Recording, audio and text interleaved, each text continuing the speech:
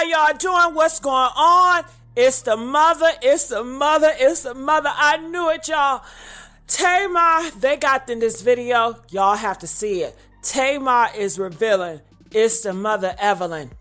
She has been the one that's been keeping all these secrets. She has been the one that has started this generational curse of all these PDFs, men in the family doing nasty stuff to her daughters. I'm talking about Tracy, Tamar, I believe Tawanda, I believe Trina, but they ain't gonna say it. Tony, but they ain't gonna say it, but Tamar and Tracy already said the men in their family have done nasty stuff, and those were older men in their family. Nobody was ready for this. Not the fans, not the family, and definitely not the people who spent years laughing off Tamar Braxton's pain as extra. Because when Tamar finally opened her mouth and stopped protecting the image, what spilled out wasn't shade, it was a reckoning. The kind that makes old clips feel incriminating and turns silence into evidence. For years, viewers watched Tamar unravel on television. The meltdowns, the tears, the explosive arguments, and every time the same narrative followed her. She's dramatic, she's difficult, she's the problem. But now Tamar is saying something that flips that entire story on its head. She's claiming the real damage didn't start in adulthood. It started at home, and it started with the one person everyone was told to revere without question, Evelyn Braxton. This isn't a messy interview moment or a heat-of-the-moment rant. Tamar is describing a pattern, years of emotional warfare disguised as tough love, years of being made to feel small, wrong, and unlovable unless she fell in line. And once she said it out loud, fans immediately realized something terrifying. We've been watching the aftermath of this for over a decade. Suddenly, those old scenes don't look like entertainment anymore. They look like warning signs. The scoldings hit harder. The dismissals sting deeper. The moments Tamar begged to be understood feel unbearable in hindsight. And here's the part that's chilling. Tamar isn't saying this to destroy her mother. She's saying it because she almost destroyed herself trying to survive it. Stay right here. Because once you hear what Tamar says Evelyn did to her for years, you'll never see the Braxton family or their reality show the same way again. For a long time, Tamar Braxton was treated like the problem child of the family. The loud one, the emotional one, the extra one who couldn't get it together. Every outburst was clipped, every tear turned into a meme, every argument reduced to entertainment. But when Tamar finally began explaining why she was the way she was, the narrative cracked wide open. Because according to Tamar, the chaos people laughed at didn't come from nowhere. It was cultivated, repeated, reinforced. And it started at home with Evelyn Braxton. Tamar says what viewers saw on television was the end result, not the cause. Years of emotional pressure that never made it on camera. Years of being spoken to in ways that chipped at her sense of self while being told it was for her own good. According to Tamar, love in her household didn't feel soft or safe, it felt conditional.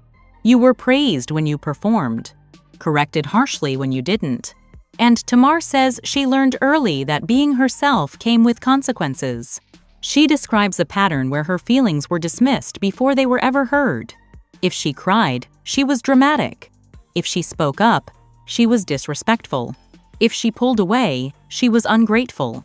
That kind of environment, Tamar says, teaches a child that their emotions are a liability. And when you grow up believing your feelings are a problem, you either suppress them until you break, or you explode trying to be seen. Fans immediately connected the dots. Tamar's adult relationships, her on-camera breakdowns, her anxiety, her desperate need to be validated, followed by immediate shame for needing it at all.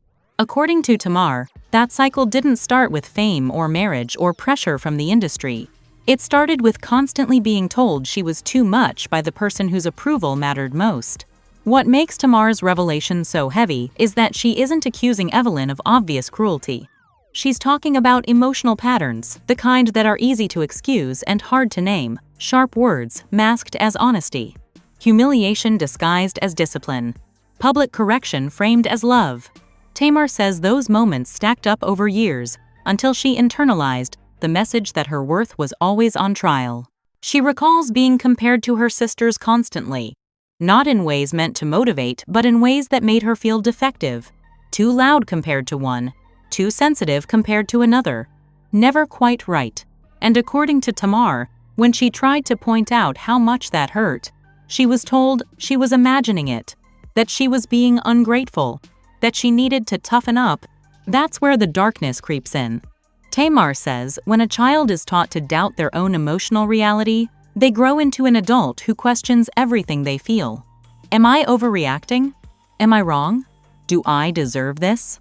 That self-doubt followed her everywhere into friendships, marriages, business decisions, and public breakdowns that people consumed like content. Old Braxton family values clips started circulating again, but this time they felt different. Scenes where Evelyn scolded Tamar harshly in front of others. Moments where Tamar cried while being told to get it together. Fans noticed how often Tamar's pain was minimized, while everyone else's was handled gently. What once looked like family banter now looked uncomfortably familiar to anyone who grew up in emotionally rigid households. Tamar has said the hardest part wasn't the criticism, it was the lack of repair. No conversations after the blow-ups. No acknowledgement of hurt. Just expectation that she move on, forgive, and never bring it up again. And when forgiveness is demanded without accountability, it stops being healing. It becomes silencing. She's also hinted that faith played a role in keeping her quiet, that she was taught to honor her parents, be respectful, and keep family matters inside the family even when those matters were hurting her. Speaking up felt like betrayal. Staying quiet felt like survival.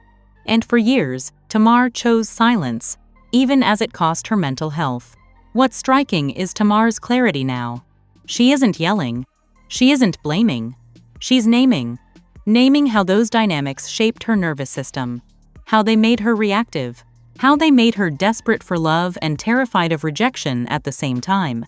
She's connecting dots she wasn't allowed to connect as a child. The public reaction has been explosive. Some fans rushed to defend Evelyn, insisting she did her best and sacrificed everything. Tamar hasn't denied that.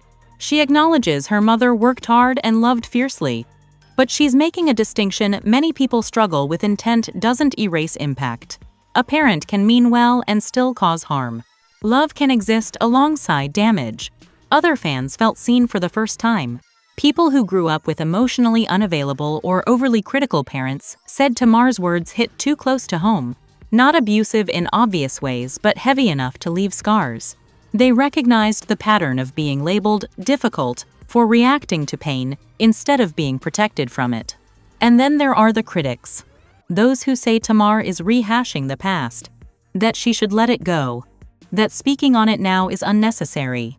Tamar's response to that mindset has been clear. Healing doesn't come from pretending something didn't happen. It comes from telling the truth, even when it makes people uncomfortable. This first layer of Tamar's revelation forces a reckoning, not just with Evelyn Braxton, but with how audiences consume family dysfunction as entertainment, how pain becomes a punchline, how the most wounded person in the room is often labeled the problem because they're the loudest about their hurt. And as this story continues to unfold, one thing becomes painfully obvious. Tamar wasn't too much. She was carrying too much. And what she's starting to reveal is only the beginning of how deep those years of emotional damage really went. As Tamar continued peeling back the layers, the story stopped being about isolated moments and started looking like a system, a way of operating that shaped every interaction, every conflict, every silence that followed. According to Tamar, the most damaging part wasn't the arguments people saw on camera. It was what happened after the cameras stopped rolling. Or, more accurately, what didn't happen at all. She says there was rarely resolution, no space to process, no reassurance that her feelings mattered once the confrontation ended. Instead, there was an unspoken rule. Move on, don't revisit it. Don't make it bigger than it already is. And when you grow up in a household where pain is treated like an inconvenience, you learn quickly that bringing it up again only makes things worse. Tamar has described how this created a cycle where she was constantly self-editing, watching her tone, swallowing reactions, second-guessing whether she even had the right to feel hurt. And when those emotions inevitably leaked out, because they always do, she was labeled unstable, dramatic, or disrespectful. That label followed her everywhere, especially in front of her sisters. According to Tamar, being the youngest didn't mean being protected. It meant being scrutinized. Every emotional response was magnified. Every mistake was remembered. And because her sisters learned how to stay quieter, calmer, more palatable, Tamar stood out in ways that felt punishing. She wasn't just different, she was positioned as difficult. She's spoken about moments where she felt humiliated rather than guided, corrected in front of others, spoken about instead of spoken to. And when you're a child or young adult in that environment, you don't have the language to call it emotional harm. You just know something doesn't feel right, and you start believing that you are the problem. What's especially painful is how Tamar connects this upbringing to her later relationships. She's been open about gravitating toward partners who mirrored familiar dynamics, emotionally withholding, controlling, critical. Not because she wanted pain, but because it felt recognizable. When chaos is normalized early, calm can feel suspicious. Love that doesn't require you to perform can feel undeserved. Tamar has said she learned to equate love with intensity, with approval that could be withdrawn at any moment, with constantly trying to earn safety instead of being given it. That pattern, she says, made her vulnerable to manipulation and emotional neglect later in life. And when those relationships failed publicly, the world blamed her again, never questioning where those patterns came from. The role of religion and respectability made everything heavier. Tamar has hinted that faith was often used to reinforce silence. Honor your parents. Keep family matters private. Forgive without conditions. Those teachings, while rooted in love, became tools that kept her quiet long past the point where silence was harming her. Speaking up felt like sin. Enduring pain felt like righteousness. Fans watching this unfold began reinterpreting old family moments with new clarity. Times when Tamar was told to apologize without anyone addressing what triggered her reaction. Moments when her tears were met with lectures instead of comfort. Scenes where she was urged to be grateful while clearly hurting. It wasn't just strict parenting, it was emotional invalidation played out in real time. Tamar has said one of the most damaging messages she absorbed was that expressing pain made her unlovable. That if she wanted connection, she had to be agreeable, calm, convenient. And because she wasn't wired that way, she learned to mask until the pressure became unbearable. When it finally burst, it looked like chaos to outsiders, but to Tamar, it was survival. This sheds light on why Tamar often seemed to oscillate between confidence and collapse. One moment assertive, the next devastated. She was constantly fighting two battles, trying to honor a family system that hurt her, and trying to protect herself from being erased inside it. That internal conflict is exhausting, and over time, it takes a toll on mental health. Tamar has openly linked this dynamic to her struggles with depression and anxiety.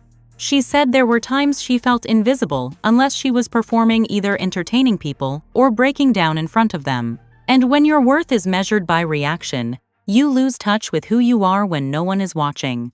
What's striking is how careful Tamar is not to demonize her mother outright. She acknowledges Evelyn's strength, her sacrifices, her love, but she's drawing a hard line between sacrifice and safety, between intention and impact. She's saying you can honor what someone did for you while still naming what they did to you. That distinction has made people uncomfortable, especially those who believe parents should never be questioned. But Tamar isn't asking for punishment. She's asking for recognition, for the harm to be acknowledged instead of minimized. Because healing doesn't come from pretending the wound doesn't exist. The backlash has been predictable. Accusations of disrespect, claims she's dragging the past, suggestions she's doing this for attention. Tamar's response has been quiet but firm. Silence nearly cost her everything. Staying quiet didn't protect the family, it protected the dysfunction. And that's the heart of what she's revealing now. That loyalty without honesty isn't love. That forgiveness without accountability isn't healing. And that being the difficult one in a family often just means you're the one refusing to absorb pain quietly. As this second layer settles, it becomes clear Tamar isn't rewriting history, she's reframing it. She's giving context to behaviors people mocked. She's naming patterns people ignored. And she's challenging the idea that family pain should stay hidden simply because it makes others uncomfortable. But the most unsettling part is what this implies moving forward. Because if Tamar is telling the truth about these long-term emotional dynamics, then the question isn't whether she overreacted all those years. It's how much she endured before finally saying enough. By the time Tamar reached this point in her truth-telling, the conversation stopped being about past arguments and started circling something far more unsettling. What happens to a person when their pain is never believed by the people who raised them? Because Tamar isn't just recounting memories, she's explaining the long-term cost of growing up in an environment where love existed, but emotional safety did not. She has said one of the most damaging effects wasn't the criticism itself, but the way it rewired her instincts. When your feelings are constantly questioned, you stop trusting them, you hesitate before speaking, you apologize for reactions you don't understand yet. You learn to read rooms obsessively, anticipating disapproval before it arrives. Tamar describes living in a constant state of emotional vigilance, even as an adult bracing for judgment, rejection, or withdrawal the moment she expressed discomfort. That hypervigilance, she says, followed her everywhere. Into studios, into marriages, into friendships, into business decisions. She learned to over-explain herself, to fight hard for validation, and then feel ashamed for needing it at all. And when she inevitably reached a breaking point, the narrative never asked why. It simply labeled her unstable and moved on. What makes this part of Tamar's story especially dark is her realization that she internalized the role she was given. For years, she believed she was the difficult one, the problem, the emotional liability. She tried therapy, silence, compliance, distance. None of it brought peace because the core wound was never acknowledged. You can't heal what you're told doesn't exist. Tamar has spoken about moments where she tried to set boundaries only to be met with guilt, accusations of disrespect, reminders of sacrifice, emotional withdrawal that felt like punishment. Those responses taught her that asserting herself came with consequences, and over time, she learned it was safer to explode than to calmly advocate for herself, because either way she'd be blamed. This realization has been devastating and liberating at the same time. Devastating because it means much of her suffering was preventable. Liberating because it reframes her story from failure to survival. Tamar isn't excusing her behavior. She's contextualizing it. She's saying, I didn't react this way because I wanted attention. I reacted because I was never heard. One of the heaviest moments in her reflection is when she talks about grief not for what happened, but for what never did. The conversations that never came. The apologies that never materialized. The comfort she needed and didn't receive. Grieving a living parent is complicated, and Tamar hasn't sugarcoated that complexity. Loving someone doesn't cancel the pain they caused you. She's also acknowledged the guilt that comes with speaking out. The fear of being seen as disloyal. The fear of hurting someone who already carries their own trauma. But Tamar says silence was killing her slowly. And choosing herself didn't feel empowering at first. It felt terrifying. Fans who followed her journey noticed a shift in how she speaks now. Less reactive, more grounded, less desperate to be understood by people who've already decided not to hear her. She's no longer begging for validation. She's stating her truth and letting it land where it lands. That's where the real tension sits, because Tamar's story forces people to confront uncomfortable truths about family dynamics, about how harm doesn't have to be intentional to be real, about how strong parents can still create emotionally unsafe homes, about how children labeled difficult are often the ones responding honestly to dysfunction. The backlash hasn't disappeared. Some still insist she should keep this private, that family issues don't belong in public discourse. Tamar's response to that idea is simple. The pain was public. Her breakdowns were public. Her struggles were consumed as entertainment. And now, her truth is public too. What's striking is that Tamar isn't asking anyone to choose sides. She's not demanding people condemn her mother. She's asking for nuance, for acknowledgement, for space to tell her story without being dismissed as dramatic yet again. And that alone has rattled people who are more comfortable with clean heroes and villains. As this chapter of her life settles, Tamar seems clear on one thing: healing didn't come from reconciliation alone. It came from honesty, from naming patterns, from giving herself permission to believe her own experience, even when others don't validate it. And perhaps the darkest realization of all is this: Tamar says the most painful wounds weren't inflicted in moments of anger. They were inflicted in moments of indifference. When her pain was minimized, when she was told to move on without being seen, when love came without listening. This isn't about dragging the past. It's about refusing to let it define her silently anymore. Tamar is reclaiming her narrative not to punish anyone, but to free herself from a story that never made room for her reality. And as uncomfortable as it is, her truth has opened a door for others. People who grew up in similar homes. People who were labeled problems instead of protected. People who are only now realizing that being too sensitive was never the issue. This chapter doesn't end with resolution. It ends with clarity. Tamar knows who she is now, not the problem, not the scapegoat, not the difficult one. Just a person who needed emotional safety and didn't get it. And that realization, as painful as it is, may be the first time she's ever truly felt free. If you're still here, don't treat this like just another celebrity story to scroll past. What Tamar shared hits because it forces a question a lot of people avoid. How much pain gets hidden in the name of family, respect, and that's just how they are. This isn't about picking sides or tearing anyone down. It's about finally listening to someone who spent years being told her hurt was the problem. So if this made you uncomfortable, that's the point. Discomfort is where truth lives. Hit like because stories like this don't stay visible unless people demand space for them. Subscribe because this conversation doesn't end here. Once someone breaks generational silence, more truths always follow, and you'll want to hear them without filters. And don't just watch quietly, leave a comment. Say whether you think emotional harm gets dismissed too easily when it comes from parents. Say whether tough love can cross lines without anyone noticing. Say whether you've ever been labeled difficult for reacting to pain instead of hiding it. Your voice matters here more than hot takes ever will. Because missing what comes next doesn't just mean missing drama.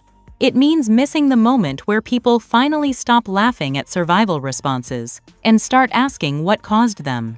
And once you see that, you don't look at families, reality TV, or strong parenting the same way ever again.